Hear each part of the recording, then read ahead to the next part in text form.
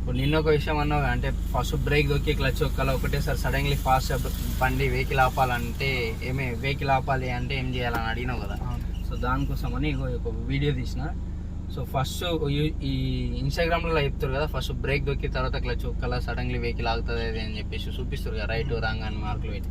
So దానివల్ల ఎంత effect అవుతుంది అనేది ఒకసారి చూడండి. చూపి అన్న వీడియో చూపి ఒకసారి. పోతుందా వెహికల్ సడన్లీ ఆపినా, అబ్జర్వ్ చేసినా సడన్లీ ఆపిండా కార్ అని పాపంగా వెనకాల బండి అని వచ్చి ఆగింది. వెనక నుంచి బ్యాక్ సైడ్ నుంచి వచ్చే వెహికల్ ఆగిందా, బ్యాక్ సైడ్ నుంచి వచ్చే వెహికల్ ఆగట్లేదు. సో అది వచ్చి ఏం చేసింది, డైరెక్ట్ గుద్దేసింది. అర్థమైందా? సో ఇప్పుడు మనం పోయి ఇట్లా సడన్లీ ఆపడం వల్ల ఏమవుతుంది అంటే మన వెహికల్ ఆగుతుంది ఓకే.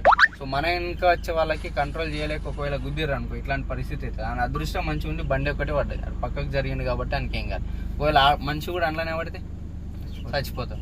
ఒకవేళ కార్ వెనకాల బైక్ ఉంది కాబట్టి ఏం కాదు, ఒకవేళ లారీ కానీ బస్సు కానీ ఉంటే కారు పోతుండే కదా. అర్థమైందా? అందుకోసమనే నీ స్పీడ్ బ్రేకర్స్ ఉన్నా గుంతలు ఉన్నా దూరం నుంచి మెల్లగా స్లో చేసుకుంటూ పోతే మన వెనక వచ్చే వాళ్ళకి కూడా తెలుస్తుంది, అరే వెహికల్ స్లో చేస్తుంటారా మనం కూడా స్లో చేయాలనే విషయం తెలుస్తుంది. సో వాళ్ళు కూడా కొంచెం సేఫ్ డిస్టెన్స్ నుంచి స్లో చేసుకుంటూ వస్తారు. మనం ఒకటేసారి పోయి రప్పని బ్రేక్ వేసినాం అనుకో, ఇప్పుడు మన ముందు ఏముంది అనేది మన వెనక వచ్చే వాళ్ళకి ఏం కనిపిస్తుంది, కనిపించదు కదా. ఇప్పుడు మనం ఇట్లా వెళ్తున్నాం, సో మన ముందు ఒక బస్సు వెళ్తుంది అనుకో, ఆ బస్సు ముంగట గుంతుందా ఏముంది అనేది మనకేం కనిపిస్తుంది. సో బస్సు కంటే మనం కొంచెం దూరం మెయింటైన్ చేసుకుంటా సేఫ్ డిస్టెన్స్ మెయింటైన్ చేసుకుంటే వెళ్ళాలి. సో సేమ్ ఇది కూడా మనం ముందు వెళ్తుంటే మన వెనకొచ్చే వాళ్ళు కూడా అట్లనే రావాలంటే మనం స్లోగా బ్రేక్ వేసుకుంటూ వెళ్తేనేమో వాళ్ళు అట్లా వస్తారు. రప్పని ఒకటేసారి బ్రేక్ దొక్కినాం అనుకో వెనకొచ్చే వాళ్ళు వచ్చి గుద్దుకుంటారు. సో ఈ ఇన్స్టాగ్రామ్లలో చెప్పే వీడియోస్ ఫస్ట్ బ్రేక్ దొక్కి తర్వాత క్లచ్ ఒక్కాల ఒకటేసారి బ్రేక్ దొక్కేస్తే ఆగుతుంది అని చెప్పేసి టిక్ మార్కులు పెట్టారు, ఏదో సిగ్నల్ దగ్గర ఆయా దగ్గర వేస్తారు కదా.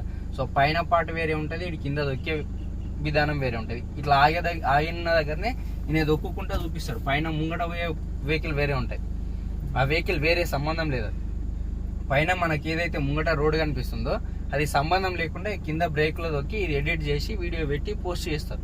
సో అవన్నీ చూసి మనం ఫాలో అయినాం అనుకో, సో ఇట్లాంటి ఫ్యూచర్లో ఇట్లాంటి ప్రాబ్లమ్స్ రావచ్చు. అర్థమైందా? నువ్వు గుంత కనిపించగానే రప్పమని బ్రేక్ దొక్కితే వెనక వచ్చేటోడు గుద్దేసి మనం చచ్చిపోవచ్చు లేదా ఆడ చచ్చిపోవచ్చు. ఏదో ఒక ఇష్యూ కావచ్చు, వెహికల్ డ్యామేజ్ కావచ్చు. అంటే హెవీ స్పీడ్లో గుద్దినప్పుడు వెనకాల పెద్ద వెహికల్ ఉంటే మనల్ని వచ్చి గుద్దితే ఆటోమేటిక్గా వస్తాం. అర్థమైందా?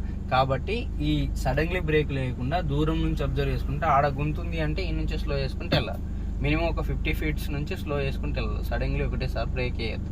రైట్? అర్థమైంది కదా? అట్లాంటి పనులు చేయొద్దు. సరేనా?